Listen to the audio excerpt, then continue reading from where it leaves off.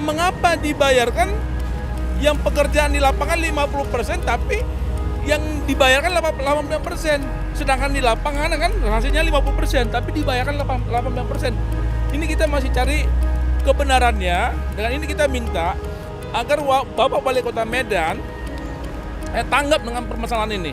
Iya. Ya, agar dia mengevaluasi kembali itu kepala dinas. Baik juga KPA-nya, PPK-nya, konsultannya juga. Dan bila perlu rekanan pemborang ini untuk tahun depan jangan dikasih lagi. Blacklist aja. Itu diruntuhkan sama dengan meruntuhkan sebuah peradaban budaya masyarakat etnis Delhi. Tahu berapa anggaran pembangunan itu? Diruntuhkan lalu dibangun lagi, ditata lagi balik. Apa enggak itu membuang anggaran? Dulu dibangun pakai uang rakyat, dihancuri dengan pakai uang rakyat. Yang nikmati oknum pejabatnya, kan itu dia. Ya saudara, apakah Anda masih ingat tentang pembangunan gapura di perbatasan antara Kota Medan dan juga Deli Serdang? Seperti apa progres pembangunan yang dilakukan sejak tahun 2022 silam sampai di Januari 2023? Kami akan merangkulnya dalam program eksklusif Aktual Channel. Saya Prasetyo. Pak Edi, apa kabar? Kabar baik. Pak Edi, Ya, selain dari pembangunan lampu jalan yang ada di Kota Medan, pemerintah Kota Medan juga membangun gapura seperti yang ada di lokasi kita saat ini, Pak Edi ya, perbatasan antara Kota Medan dan juga Kabupaten Deli Serdang. sama. Benar, Pak Edi ya, Jalan di belakang Samaraja. kita ya. Dan progresnya seperti apa, Pak Edi? Karena kami mendapat informasi bahwasannya Pak Edi Simatupang selaku dari Ketua Investigasi Lingkar Indonesia menginvestigasi, Pak Edi, pembangunan dari gapura pemerintah Kota Medan. Benar. Jadi perlu saya tegaskan kepada Aktual Channel ya, Iya. khususnya Pak Setio, pada temannya, tim, dari mulanya pembangunan gapura ya, yang terdahulu kan dibongkar, diganti baru, itu momen kita nggak tahu, teknisnya kita nggak ngerti. Tidak Ya. ada di publikasi juga, Pak ya, tiba-tiba ada pembangunan. Seperti Ada. itu maksud Pak Edi ya? Iya, jadi gini. Jadi dari mulai tahap pembangunan, dari mulai pembongkaran ya gapura, dia ada 3 gapura nih. Satu yang batas Kota Medan itu Jammin Ginting, satu. Baik. Itu nilainya sekitar 2-3 M kurang lebih. Dan ini tertera dalam LPSC, Pak Edi ya? Tertera. Iya. Jadi yang kedua gapura yang satu lagi ini sekarang di Jalan SM Raja Medan. Yang di belakang kita ya? Iya, sekarang ini, ya? ini sekarang nih, ini kan. Ini titik kedua ya? Nanti kedua. Baik. Yang ketiga, gapura batas Kota Medan yang ada di Jalan Gatot Subroto. Iya. Itu yang ketiga ya. Nilainya nggak jauh beda. 3 gapura yang baru dikerjakan dan ini tidak selesai dikerjakan tepat waktu. Baik, prosesnya dari kapan sebenarnya Pak Edi? Ya ini dari mulai tendernya ya, tahun 2022 ya pengerjaannya sampai akhir tahun 2022 Desember.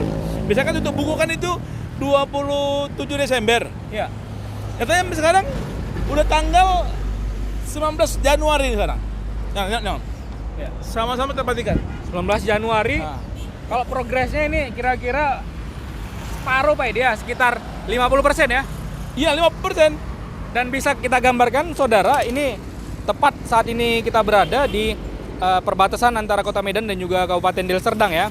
Jadi gapura yang dibangun ini ada di sisi kanan dan juga di sisi kiri kami. Nah, kalau di sisi kanan ini sudah hampir rampung ya, tapi bisa Anda lihat di situ seperti ada kerucut seperti itu ya. Iya, model kerucut ya, model kerucut. Model kerucut ada tiga, tapi yang baru siap tuh hanya 2 di sisi sebelah kanannya dan yang tengah. Dan sisi yang sebelah kirinya belum selesai. Nah, baru kita bedakan di gapura yang berada di sisi kiri kami maksudnya. Nah, itu sama sekali belum nampak realisasinya seperti yang di sebelah sisi kanan ya. Belum nampak. Cuman bentuknya memang sudah kita pastikan pasti sama seperti yang di sisi kanan. Namun pengerjaannya belum ada penyemanan atau perataan dinding, Pak ya. Belum. Hanya batu bata saja yang ada di sebelah kiri. Ya, Pak Edi ya. Bukan ini aja. Kalau kita lihat pekerjaan Dinas Perumahan Kawasan dan Penataan Ruang Kota Medan tahun 2022 untuk pekerjaan penataan gapura batas Kota Medan di Jalan Jammin Ginting, Kota Medan senilai 2.490.405.000 dikerjakan oleh CP Putra Andalas Perkasa, tak selesai dikerjakan. Untuk kalau kita berjalan dari Medan, sebelah kiri sama sekali tidak dikerjakan, 0%. Untuk sebelah kanan dikerjakan. Itu baru pekerjaannya tuh 40%. Itu pun kita ragu ke 40%, 30%. Tapi info yang udah kita peroleh, udah dibayar tuh 85%. Minta Wali Kota Medan evaluasi kembali itu Kadis dan KPA PPK-nya. Backlist itu perusahaan itu. Untuk pekerjaan di Jalan Gatot Subroto, ya nyatanya sekarang pekerjaan baru 50%, tapi udah dibayar juga 85%. Nyata kan pekerjaan tahun 2022 tidak selesai dikerjakan. Jadi kalau kita mengamati dari awal pekerjaan sampai akhir ini ya, sampai tanggal 19 Desember Januari 2023, ini pengerjaannya kurang lebih 50%. Baik. Tapi yang sudah dibayarkan, yang kita terima info dari warga masyarakat Kota Medan, khususnya penggiat anti korupsi yang sekarang bercongkol di Pemko Medan, itu 85%. Nah, ini yang pertanyaan kita paling besar, mengapa dibayarkan yang pekerjaan di lapangan 50% tapi yang dibayarkan 85%, sedangkan di lapangan kan hasilnya 50% tapi dibayarkan 85%. Ini kita masih cari kebenarannya. Dengan ini kita minta agar Bapak Wali Kota Medan tanggap dengan permasalahan ini. Iya. Ya, agar dia mengevaluasi kembali itu kepala dinas. Baik juga KPA-nya, PPK-nya, konsultannya juga.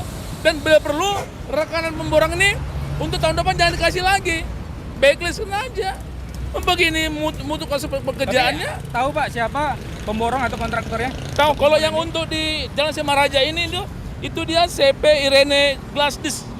Ya, Dia yang belum berdomisili di Medan. di Medan ya. Medan. Tapi seperti ini ya Pak Edi. Karena kan meskipun pakai LPC, bisa saja ini terjadi kecurangan ya. Kalau Pak Edi lihat dari LPC, ada berapa jumlah kontraktor yang ikut bersaing ketika itu? Oh, banyak. Banyak ya? Banyak. Cuma Tapi tidak lengkap. Ada persyaratan tidak lengkap atau memang ada? Ya gini, untuk di CP Irene Glasdis ini, ya kita lihat dia untuk beberapa penawaran mereka melengkapi, yang lain nggak melengkapi. Jadi berarti ada dugaan, ada penggiringan seperti itu. ada Pak, penggiringan paket. Kalau saya menduga ini ada penggiringan paket, tapi dari Pokja ya, dari Pokja. Ya, Pokja itu kan dia yang mengatur semua, ya kan. Jadi untuk menang kalahnya paket ini ya kan Pokja. Tapi kalau ada tekanan dari atas ya sama-sama bisa menang. Ya itu udah nggak rahasia umum lagi, khususnya di Kota Medan. Ya, cuma yang pertanyaan kita sangat kita sesali, sangat kita sayangi, tak selesai bangunan tersebut. Jadi masyarakat tidak menikmati untuk menyambut tahun baru 2023, nggak menikmati. Baik, di titik kedua siapa kontraktor yang menang Pak Edi? Yang untuk yang di daerah mana nih? Ini yang titik pertama yang kita sebutkan tadi. Ya, untuk yang di daerah Gatot Subroto itu CP Busimor Engineering. Baik. Progresnya seperti apa Pak Edi? Apakah Prosesnya sama? Belum juga selesai. Baik, titik ketiga. Yang ketiga juga yang di Jalan Jaming Ginting itu CP Putra Andalas Perkasa. Juga nggak selesai juga. Nggak selesai. Tapi apakah ini kan ada masa perpanjangan juga Pak Edi dalam Memang sebuah proyek? ada aturannya perpanjangan proyek itu 50 hari. Baik. Kalau juga dia nggak juga menyelesaikan, juga dia ada dendamnya 50 hari. Dan denda ini tetap berlaku 1%. Baik, 1 mil. Dari mulai ini nilainya hampir 10 M nih. Kalau kita gabung 3 paket, per hari itu denda sampai sekarang loh. Sanggup nggak itu dibayar? Berapa dendanya Pak Edi? Satu per mil Berapa kira-kira? per hari. Ya kalau kita hitung-hitung itu, kalau dia sampai sekarang ini kan kami nilainya kan kalau 3 paket ini hampir 10 M kurang lebih. Ya, 10 paket kurang lebih. Ya kalau 1 bit dia hampir 100 juta loh. Per hari? Iya 3 paket. 3 paket? 10 juta. 10 juta per hari dendanya. Iyalah kalau kita hitung 10 miliar ya. Iya. Kan 3 paket ini. Ya. Untuk di jalan Jamin Ginting dia kan 2,398 M. Ya. Untuk di Jalan SMA Raja 37,324 M. Baik, Pak Edi. Kurang lebih. Kami ingin mengetahui juga ini dari analisis Pak Edi Simatupang. Kalau dari melihat hasil yang 50% saat ini pembangunan dari Gapura yang ada di perbatasan Kota Medan dan juga Tanjung Merawa, apakah ini sesuai dengan proyek pembangunan yang Kalau dikerjakan? kita lihat dari konstruksi bangunan ya, ini kan bangunan lama udah ada ya untuk beberapa pondasinya ya. Kita lihat ya, memang kita nggak bisa menghitung. Memang ada wewenang pemerintah ya, Badan Pemeriksa Keuangan BPK ya atau inspektorat ya khususnya ya. Baik. Tapi kalau kita hitung ini ya dengan pola begini, ya saya menduga ini minta diaudit kembali lah. Berarti dana ini digelembungkan Pak Edi, dugaannya ya?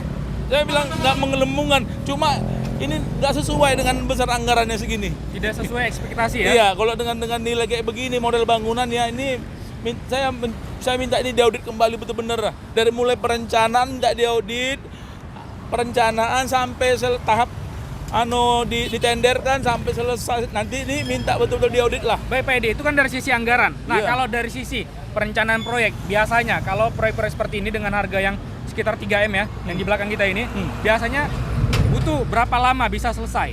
Ya kalau dia sesuai dengan ini, dengan apa, dari mulai proses tender ya sampai selesai, dia waktu ini kalau kita hitung kalender ya, paling kuat dia sekitar 100 hari, 150 hari. Itu pasti selesai. Pasti. Dan uang juga sudah digelontorkan sekitar 85%. Ya itu yang dapat Tapi tidak info, siap. Nggak siap. Lucu. Baik, terakhir Pak Edi, apa yang ingin Bapak sampaikan kepada pemerintah Kota Medan, khususnya dinas yang menanganin proyek ini? Nah, saya minta ya, saya sebagai penggiat anti korupsi, saya bukan namanya mencari kesalahan pemerintah, tidak, khusus Kota Medan. Saya minta Pak Bobi Nasution, Wali Kota Medan, evaluasi kembali loh hadisnya. Baik KPA-nya, baik PPK-nya, baik konsultannya, baik juga rekanan pemborong yang sekarang ini. Jadi di sini memang betul Dinas Perkim Kota Medan tidak terlibat langsung dalam proses tender, itu kan di Pokja. Tapi kan kita menduga ada intervensi. Baik. Nyatanya nggak begini kelihatan di lapangan, kan nggak selesai. Kalau selesai lain cerita, ini kan nggak selesai. Ini anggaran bukan kecil. Baik Pak Edi, baik. Iya. Terima kasih Pak Edi Ya, waktunya. sama-sama. Ya. Agar informasi ini terbuka kepada Iya, publik dan benar. bisa menjadi indikator bagi Wali Kota Medan Ya. untuk mengevaluasi Pak Edi. Sampai Ya. jumpa Pak Edi. Oke, siap. Ya, demikian tadi saudara wawancara kita dengan Ketua Investigasi Lingkar Indonesia, Edi Simatupang.